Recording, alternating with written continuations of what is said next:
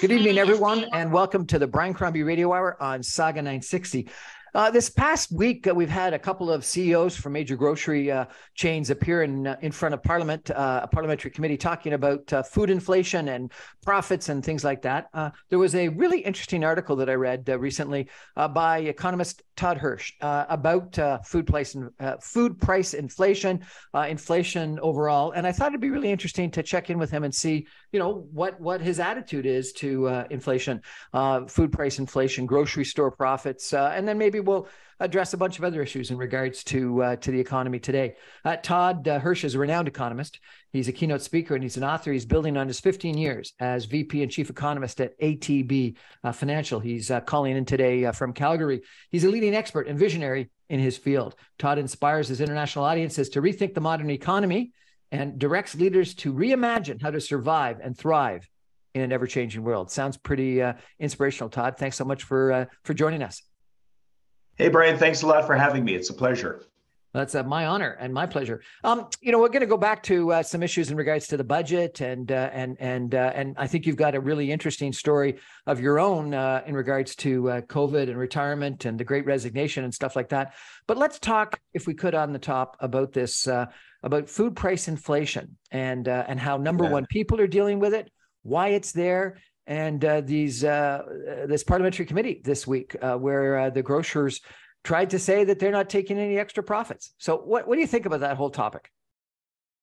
Well, I mean, the whole issue of inflation has been, for economists, one of the biggest issues that we've been dealing with over the last couple of years. And it's really interesting because at the beginning of COVID, 3 years ago, right around now, just as COVID was digging in, commodity prices were falling, a lot of economists, including myself, really thought that we are in for probably 4 or 5 or maybe more years of deflation. Yeah. We saw this major global recession coming. We saw commodity prices falling, and we thought we were going to get into this deflationary spiral. Boy, were we ever wrong. It's a good example of, economists can on the one hand and then on the other hand. Yeah. The thing is, we didn't have the other hand suggesting that we are going to see 40-year high levels of inflation. It really caught most economists and most everybody off guard. So over 2021 and into 2022, we saw inflation just take off, hitting double digits in a lot of countries. I think we were just shy of that here in Canada. Now, overall inflation has started to come down gradually, but at least steadily.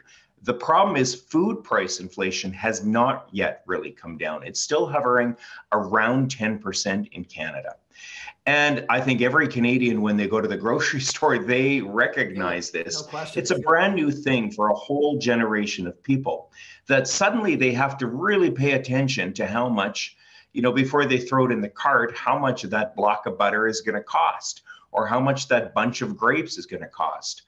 I think for a lot of Canadians, we took, not all, but a lot of Canadians, I think we took relatively low cost food for granted. We didn't really have to shop and compare too much. My mother, she's always done this. She's 84 years old, but this is a woman who, lived through the 70s and 80s, and she and my dad raised a family. In the 70s, of course, you had to be price conscious. So she's always known what to do. Now, Canadians are having to relearn this or learn this skill for the first time, having to be very conscious of how much food costs. Where does it come from?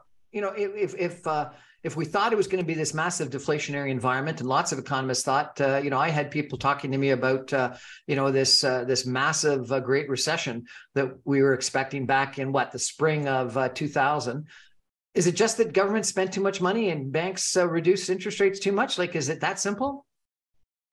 No, it's actually not that simple. The amount of money that the government stimulus, and this has happened all around the world, it's not just here in Canada, that has been one contributing factor, but there's been other factors at play. Commodity prices, again, oil prices, grain prices that we saw fall at the beginning of COVID, they really resurged quickly in 2021 and into 2022.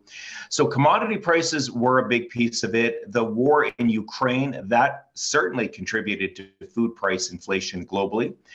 because both Ukraine and Russia are major food producers and exporters. And when those exports couldn't get out of Ukraine, and when the rest of the world stopped purchasing from Russia, that created some shortage in food, and that drove food prices high. There were other issues related to supply chain disruptions during COVID. Ships couldn't get out of ports simply because, especially in the middle of COVID 2020, 2021, we saw a lot of just, cease movement of most goods and services around the world. So there were a lot of contributing factors. Okay, it's too easy just to... I apologize, but I understand how grain prices could go up because of the Russian invasion of Ukraine, and I can understand if I was buying some foods from China, how international supply chain disruptions could have impacted. But I was talking to a restaurateur last fall because there wasn't Caesar salad on the menu, and he said romaine had tripled in price, and he couldn't get romaine. And romaine comes from California and places near there. Yeah. Why would romaine double and triple in price? Not because of a war in Russia and Ukraine, not because of Chinese supply disruptions. Why? Well, something like romaine coming from California, it's probably a couple of factors. One would be labor costs. The other would be transportation costs, which is related to oil, which is related to those commodity prices. So not just agricultural prices, but we also saw the price of oil and natural gas skyrocket at the beginning of Russia's invasion of Ukraine. Now, why they tripled in price, it's never this one-to-one relationship, because we didn't see the price of oil triple. We did see a double. So why some of these commodity prices tripled, it's kind of a layered effect. So when you think about all the way from the farm gate to the table, there are a lot of intermediary steps in the process. There's the wholesalers, there's the distributors, there's the suppliers, there's the input costs that go in at every level. There's labor costs, transportation costs, electricity costs, all along the path. And so we see this kind of multiplying effect, the impacts of higher transportation costs, labor costs, the commodity price at the very beginning. So it's a complex system. It's not just as easy as saying, why did romaine go up? The grocery must be, the grocery retailer must be gouging me. And that's what the hearing was about this week, the parliamentary hearings, where they brought in front of members of parliament, the leaders of the big retailers, asking them really tough questions about, why are you guys showing record profits when food prices are high? Are you taking advantage of Canadians? And I think it's a question that a lot of Canadians were wanting answers to. Now, we heard Mr. Weston, we heard the heads of the other retailers, give some explanations. I don't want to use the word excuses, but some explanations as to why they're showing record profits. Explanations that kind of say, well, we're not actually making exorbitant profits on food. Now, this was Galen Weston, saying that there are a lot of other areas of our businesses, non-food items, Shoppers Drug Mart, PC Financial. It's a very, very large company with a lot of different areas. And they're saying we made a lot of profits in those, but we didn't really profit that much on groceries. Now, if Canadians are going to believe him or not, that's, I guess, up to individual Canadians. He was not able to provide the numbers. He didn't open the books, and he's not legally obligated to open the books. So we kind of have to take him at his word or not if he's telling the truth on this. Now, the simplistic explanation that I've heard is that they've held their margin in percentage terms. That they have, and a couple of them explained, and I think Galen Weston used an example of a coffee or something like that, of how little he thinks he makes as a percentage of the price of a coffee. And I think what they were explaining, and some of the media reports were actually using this in the opposite direction, but that if they're earning 2 or 3% of revenue, and if revenue goes up, they still deserve to earn 2 to 3% of that revenue, albeit that 2 to 3% of now higher revenue, because it's inflated at a higher amount, ends up being a larger bottom line. Is that fair? Is that fair to say that they should have the right to hold margin? Well, I mean, we do live in a capitalist system where grocery retailers are expected to turn a profit. I think the only reason why this is a particularly sensitive issue right now is that so many Canadians are struggling to get by. Even though the economy is good, inflation has made it such that feeding a family, feeding an individual is getting to be a real challenge. And food, in the language of economists, is a non-discretionary item. You can do without lots of things in life. You can do without another flat screen TV or another pair of jeans, but you can't do without food. So that's there's a lot of heat in this conversation. Before food price inflation and anything, I don't think any Canadian would have argued with the idea that Galen Weston and his company, they are there to turn a profit. This is what commercial enterprises in Canada are expected to do. The question is, how much profit is too much, especially when it comes down to food? Because again, that is a very emotional issue for Canadians. We're chatting tonight with Todd Hirsch, who is an economist. He is a media commentator, and he's a really smart guy. We're going to take a break for some messages and come back more. I'm going to ask him about just inflation. I'm going to ask him about the upcoming budget. I'm going to ask him about whether banks got it wrong and why. It's going to be an interesting chat tonight. Stay with us, everybody. Back in 2. This meeting is being recorded. Welcome back, everyone, to the Brian Crombie Radio Hour on Saga 960. Our topic tonight is the economy, particularly inflation. We're going to talk food inflation. We're going to talk upcoming budget. We're going to talk Bank of Canada. And we're actually, I think, going to have an interesting chat with Todd Hirsch, our guest tonight, about his own personal reaction to COVID-19 and his own participation in what some people have been calling the Great Resignation. I got to tell you, this is one smart gentleman that we've got on our show tonight. He's got a BA in economics from the University of Alberta. He's got an MA in a master's in economics from the University of Calgary. He started out, interesting enough, as a business analyst at Canadian Pacific Railway. I was offered a job as a business analyst at Canadian Pacific Railway when I graduated from university. We could have worked together. Interesting. You spent 4 years as an economist at the Bank of Canada, then 3 years as a chief economist of the Canada West Foundation. Love to ask you a little bit about, Western Canada and Alberta and politics. If you're interested, maybe we'll touch on that later. But then you spent 16 years at ATB Financial, ending the last 16 years as the chief economist. Lately, what you've been is an independent economist, a keynote speaker, and an author, building on that time as economist in your career. Pretty impressive. Let me go back to inflation for a second, Todd, if I could. Sure.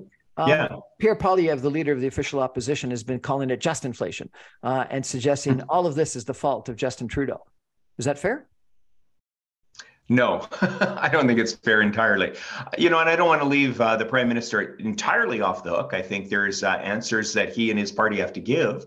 But I don't think it's fair to, pin all of this on Justin Trudeau. For first of all, this is a global phenomenon. In fact, inflation in Canada is not as high, and it never got as high as it did in a lot of other countries, especially the United States, Great Britain, other parts of Europe, other OECD countries that are comparable to Canada. So, I don't know if people in Great Britain blame Justin Trudeau for the 12% inflation that they saw. So it's not entirely fair to blame this on the Prime Minister. On the other hand, I think there are some good questions that the Prime Minister should be accountable for around the stimulus spending during COVID. I'm not saying it was inappropriate. You go back, if we had hindsight, if we could go back to March 2020, would we have done the same thing? Would there have been this massive amount of government spending? I don't know the answer to that. But I do know that in the immediacy of COVID-19 at the beginning of the pandemic 3 years ago, we really did not know what we were in for. And governments all around the world, including Canada, opened the floodgate of government spending. They really held back very little. They plowed a lot of money into the economy, basically to make sure that individuals and businesses, by and large, had enough to stay afloat. And I think it was successful. The problem, or I guess the question is, then what do you do with all that money that's sitting out there, and did it contribute to inflation? Economists for years are going to be debating this question. How much did the stimulus spending contribute to inflation? I think certainly there is some contribution to inflation, but we'll never really be able to untangle the knot entirely and say how much was due to Justin Trudeau's CERB program and how much was due to the fact that oil prices doubled. You know, those are really complicated things to kind of unravel. So that's the long answer. The short answer is I don't think it's fair to pin all of this on Justin Trudeau. I know Mr. Poilievre, he likes it was a quick or cute little turn of phrase, the just inflation. Canadians love those kind of sound bites, but by and large, I don't think it's fair to pin it all on the Prime Minister. I saw this interview with Joe Biden, I think it was about a year ago, frankly, President of the United States. And he was saying that he was in the Obama administration after the Great Recession, and that he thought that they got it wrong or not right enough, that they didn't put enough money into the economy coming out of the 2008, 2009 Great Recession, and that therefore the recovery was more anemic than it should have been, and that they wanted to get it right this time. And then, you know, they put a lot of money in this infrastructure bill that, or the Inflation Reduction Act, or whatever it's called, and the infrastructure bill in the United States, if anything, have been just as generous, if not frankly more generous, and fiscally stimulative than what Canada invested in the economy. What do you think? Mm-hmm. Did we do too little coming out of the Great Recession? Did we do too much here? Or again, is that too simplistic of an analysis? Yeah, it's a great question, Brian. I don't know if I have the answer to that. This is the problem with economics, is that unlike other sciences, and I'll use that phrase sort of in quotes, you know, in chemistry, for example, you can go back and repeat the experiment and do it a different way. And you can learn about what, you know, adding this chemical to this, you know, solution does. In economics, we can't go back and do it. It would be really fascinating if we could. Now, no one wants to relive COVID, of course, but if we could rewind time 3 years, and this time we're going to do it a different way. We're going to add less stimulus or maybe more stimulus. What will the result be 3 years after? We don't have the luxury of doing that in economics, so we'll never really know the answer. People will debate that if it was too much or too little, or just right. We'll never really know the correct answer to that. But I think when you compare Canada and the United States, you know, the amount of stimulus that, the greater amount of stimulus in a relative sense in the United States, their inflation was higher. But their economy is also doing a little better than the Canadian economy. They're still overheating. So south of the border, we still see the US Federal Reserve saying we are not done raising interest rates. Whereas in Canada, it's a little bit of a different message now because of the strong job reports that came out just earlier last week. That we might see more rate increases in Canada, but I think the Bank of Canada is a little bit more on the sideline than in the United States. So was the greater amount of stimulus in the US helpful or not? Well, certainly it did boost the US economy to a greater extent than what we're seeing here in Canada, but they're also seeing higher levels of inflation. So again, it's a complex question to answer. Was the stimulus not enough? Was it too much? Or was it just right? Okay, so let's come to this relative analysis of Canada versus the United States. If the overstimulus or greater stimulus in the United States led to a even better economy, and you're right, the jobs report was positive in Canada, but the jobs report in the United States was even better than the good jobs report in Canada, such that, as you correctly point out, you know, people in the United States are thinking that the Fed's going to have to keep raising interest rates and not going to be able to take a time out like Canada has indicated they may do. But doesn't that mean that then to bring it down, the fall is going to be greater, so that therefore, by definition, if you got to have a recession to bring things down to where they should be, bring the inflation rate down, bring the economic stimulus down, bring the heat in the economy down, doesn't the recession need to be greater in the United States than it's going to be in Canada? And so therefore, after the fact, Justin Trudeau's going to look brilliant that he didn't overheat, so he didn't have to overcool. No? Well, you know, that could play out that way too. The U.S. Federal Reserve and, you know, the U.S. federal government, and they are separate entities. But the Fed is saying, the economy is still running too hot. We still have further to go on raising interest rates. That could mean that the U.S. is in for a bit of a harder landing than maybe here in Canada. In which case, like you referred to, the Bank of Canada and the Prime Minister, they might look like geniuses, because if we see a less severe pullback here in Canada, on balance, that's good. But you used an interesting word. You said the economy in the U.S. is better. Well, better for who? It's better for workers, but it's certainly not better for companies, for small businesses that are trying to hire people. In the US, the unemployment rate is actually too low. It's close to 3%.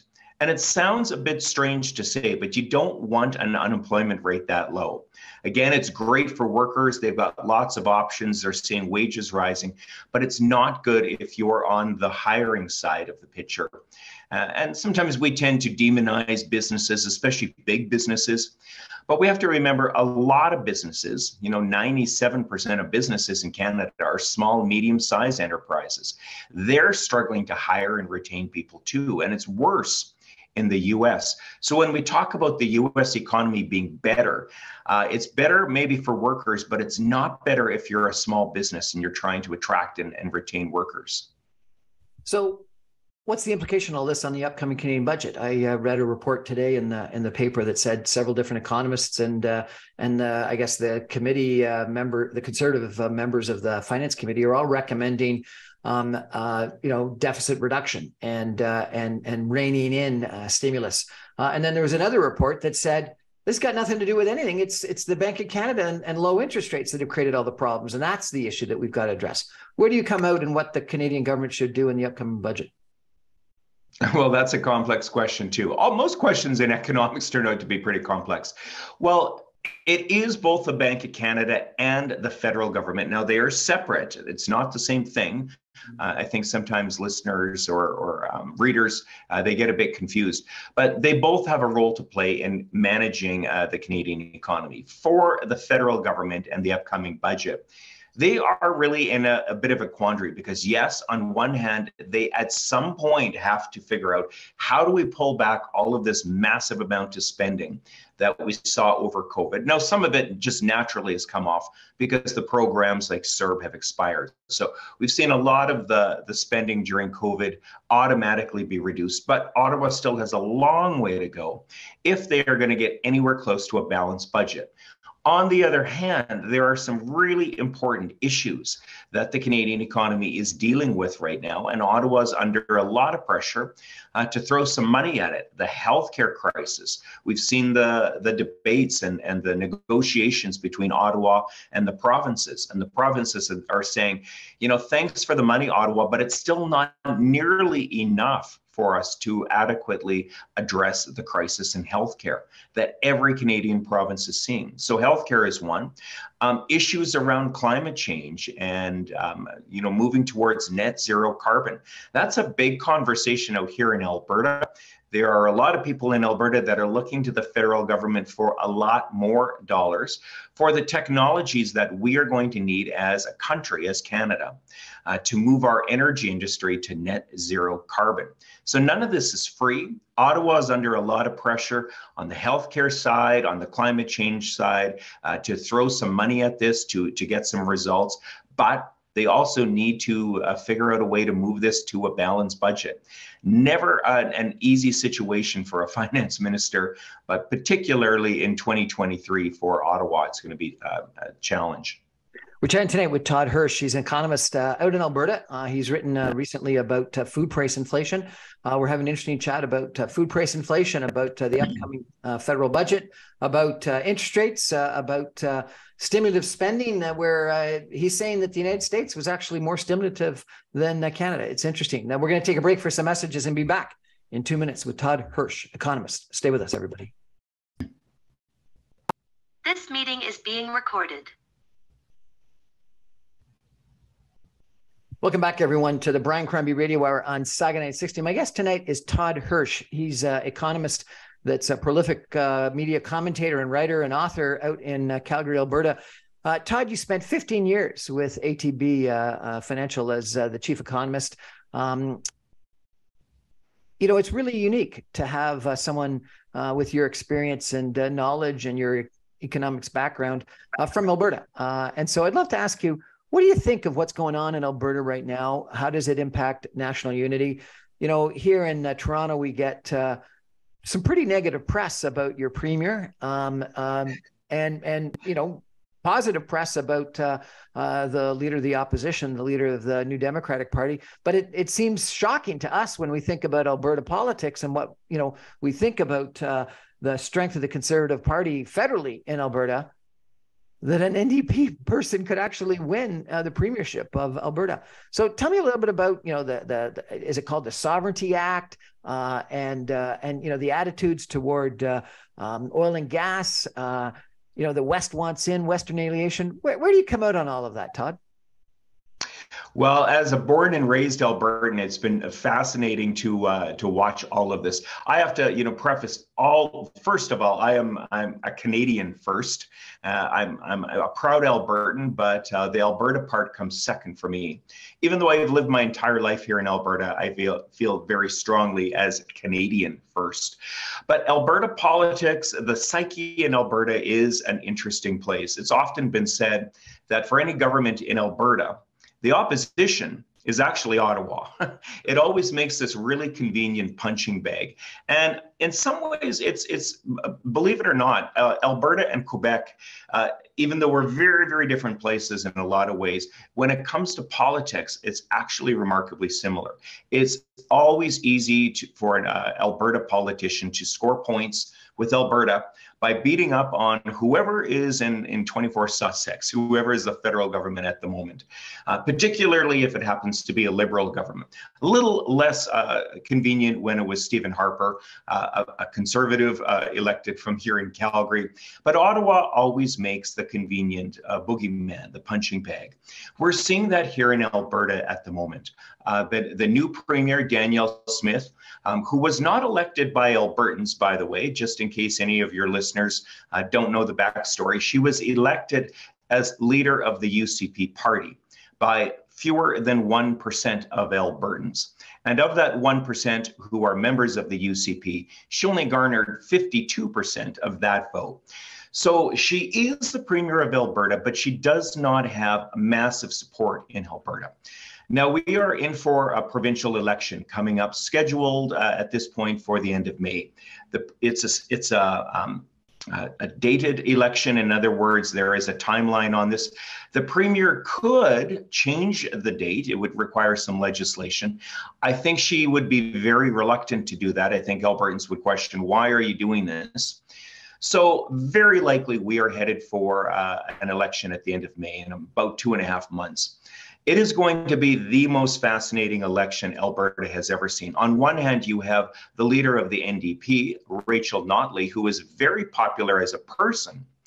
Her party tends to be a little less popular simply because of those 3 letters, NDP, and a lot of people have associations that maybe aren't quite accurate or up to date.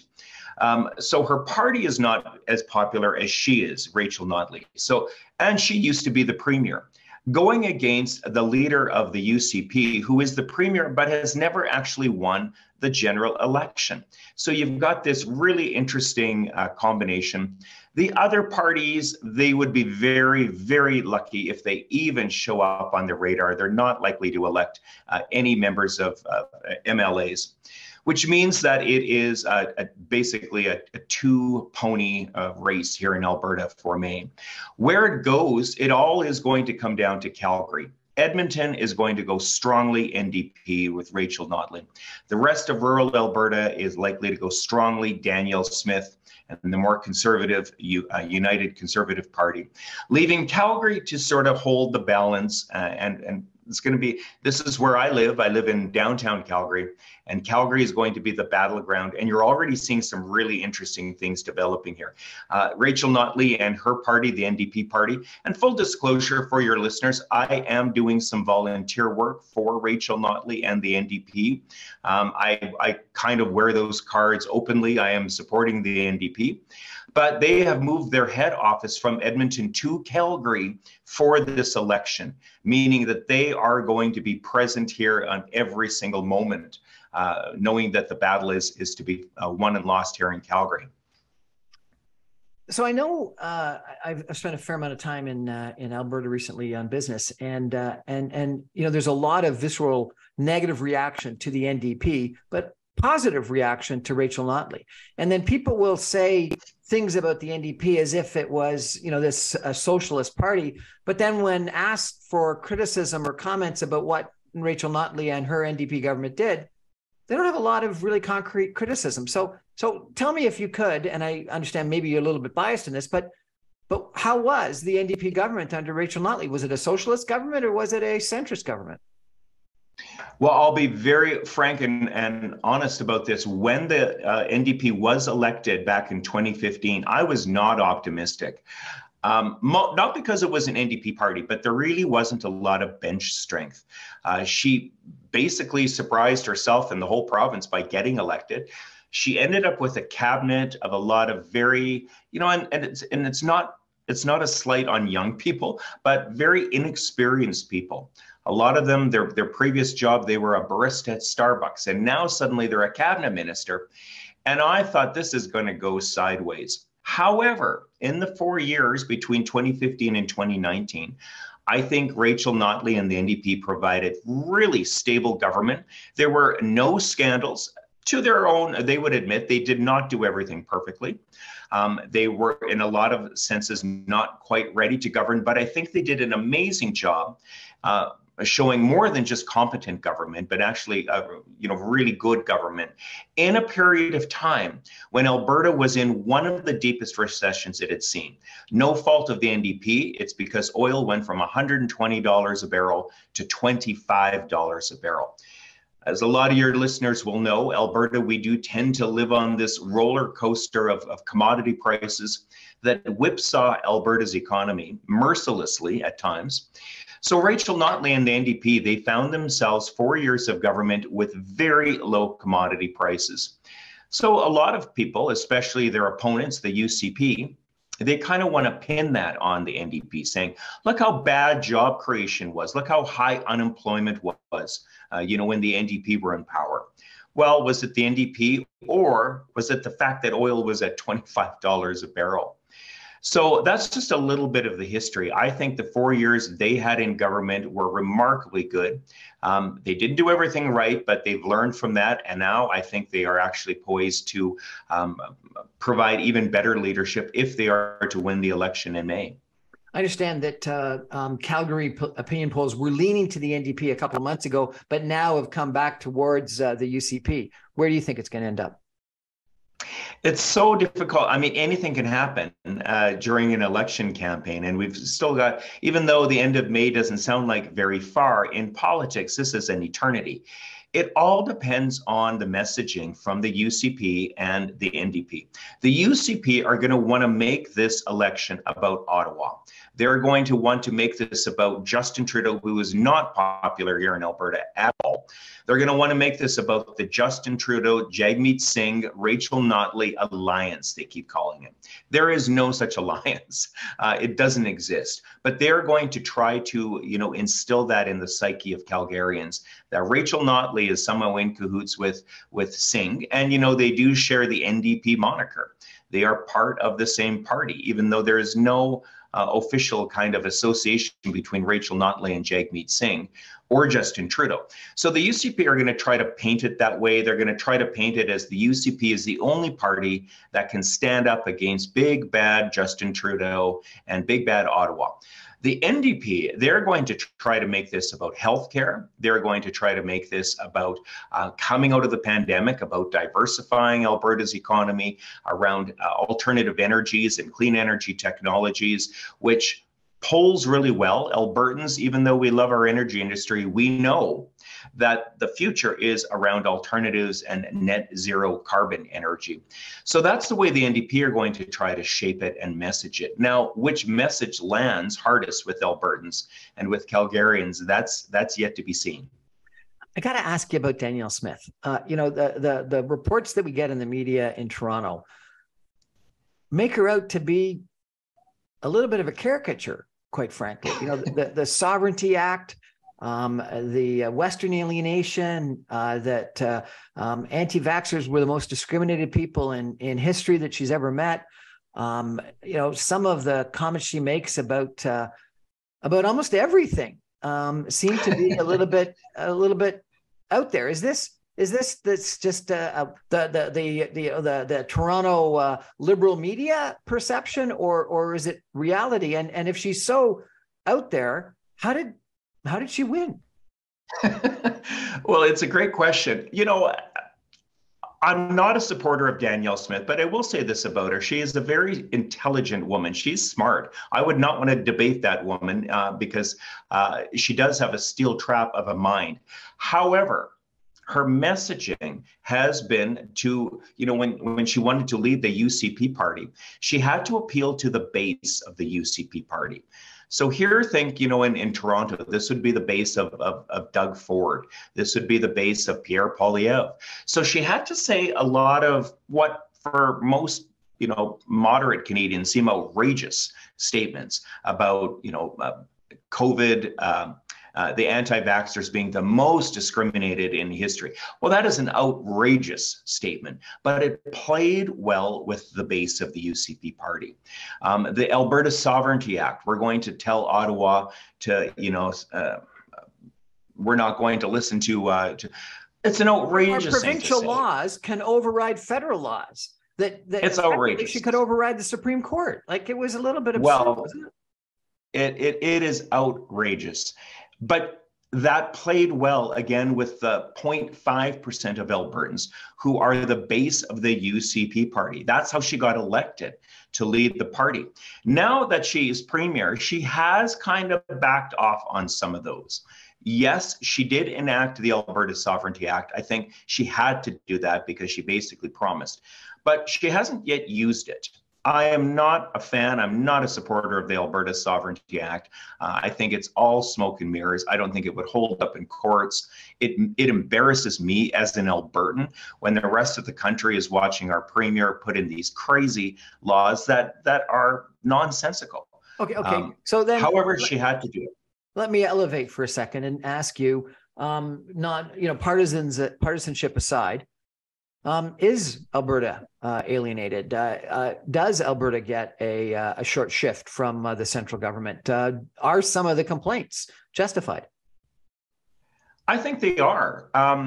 Again, I'm first and foremost a Canadian. I'm not a supporter of the UCP, and I don't feel that alienated. But I do see the frustration that a lot of Albertans feel at times when federal policy tends to be very heavily skewed to where the voters are in Ontario and Quebec. Now, maybe this is just the democratic system that we have to put up with because it is always going to be, democracy or votes, are going to carry the day.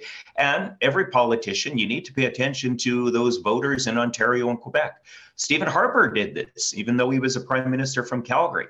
People tend to forget that when he was the prime minister, he did a lot of things that on the surface really favored central Canada and not Alberta.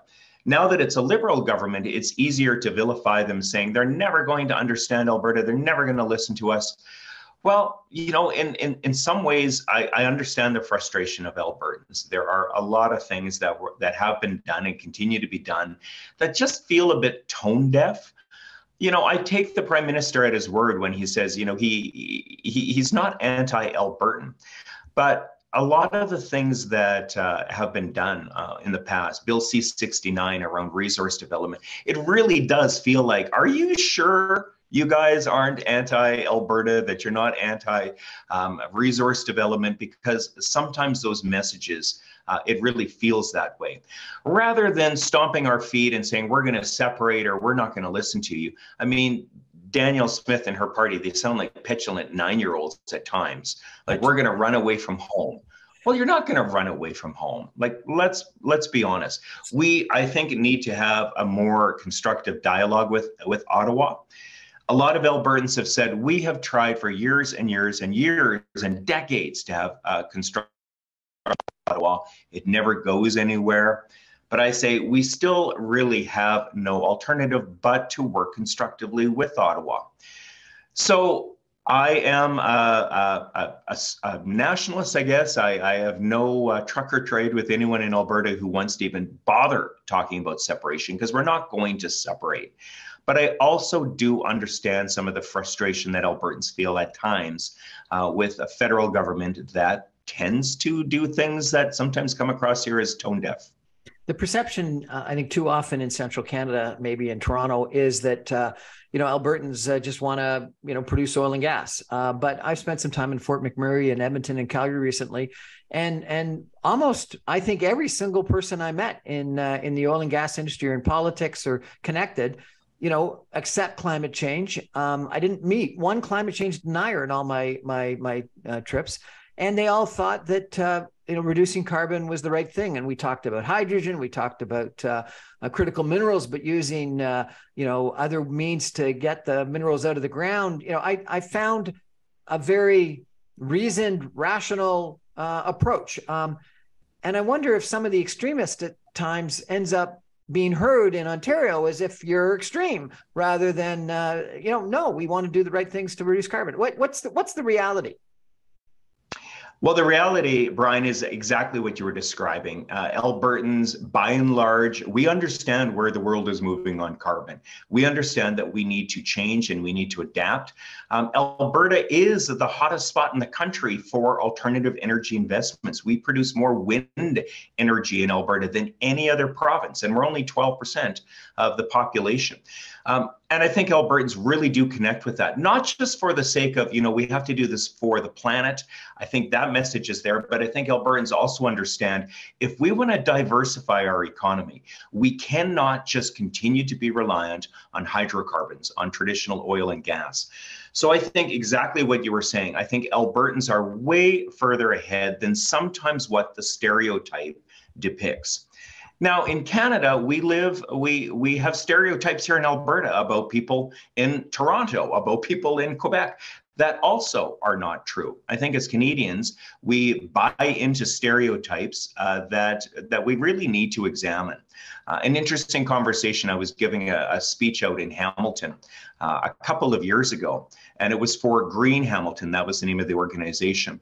I think most Albertans would be shocked to find out, in fact, our stereotypes of Hamilton, and I know that's probably in your listening area, our stereotypes of Hamilton out here in Alberta are an old industrial, dirty, steel smoke. That reality might have come out of the 70s, but it is certainly not Hamilton today. It's just another example of, as Canadians, we tend to buy into negative stereotypes of other parts of the country.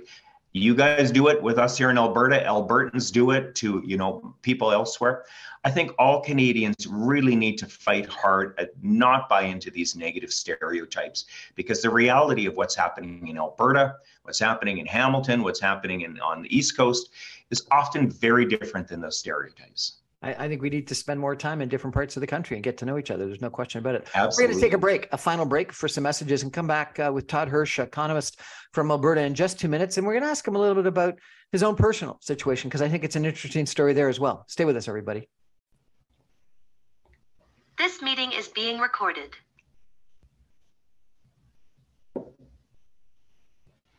Welcome back, everyone, to the Brian Crombie Radio Hour on Saga 960. I've had a really interesting time tonight talking with Todd Hirsch.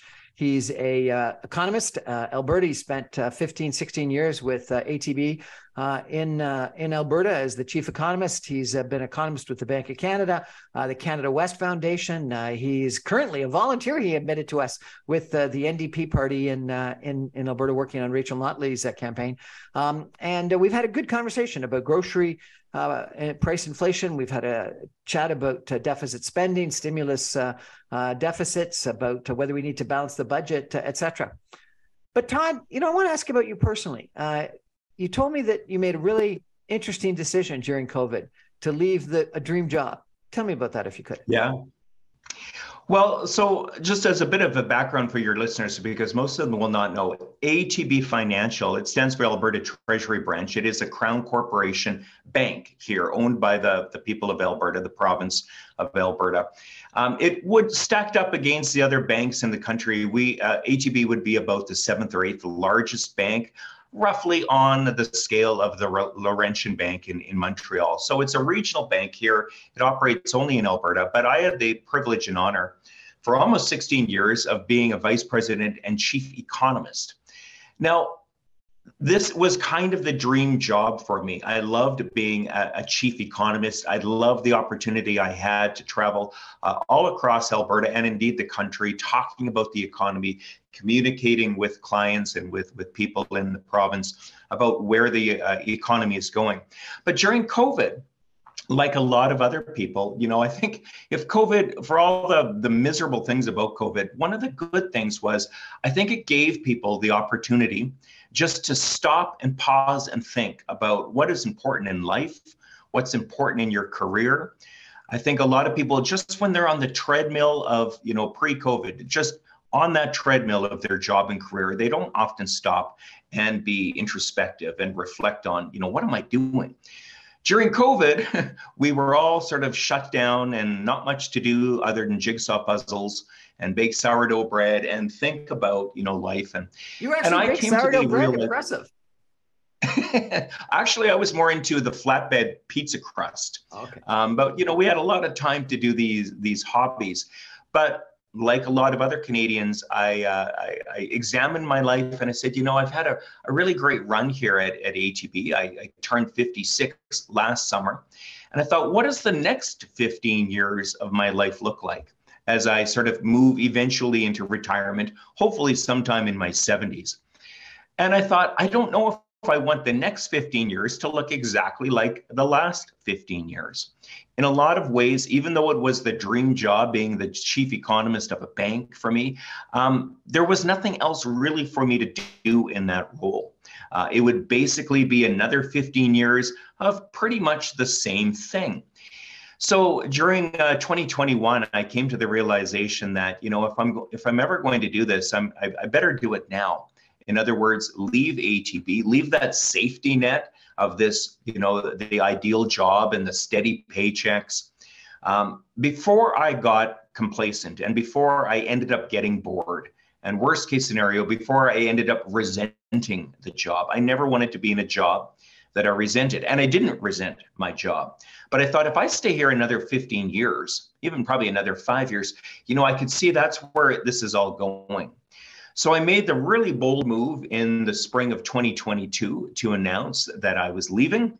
I kind of pulled a Seinfeld, so to speak. I left kind of when everyone is shocked and disappointed and upset that you're leaving.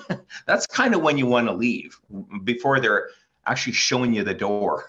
So I pulled a Seinfeld. I left sort of where I felt I'm at the peak of my game as chief economist. And now I am, I guess, I don't know if I like the word retired, but I am self-employed. I'm having a great time. I work with a speaker bureau based in Toronto, actually.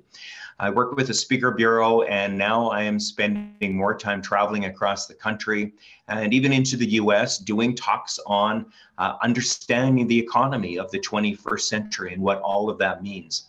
So I was one of those people that I guess took early retirement, left a dream job, a bold move, but I think one that is really energizing. And I think a lot of other Canadians experience the same thing. Well, congratulations on that decision. My father always had a line that he would tell me all the time whenever I was going out or doing something. He said, always leave a party while you're still having fun. And exactly. I think you left the party when you're still having fun. Are you a football fan at all?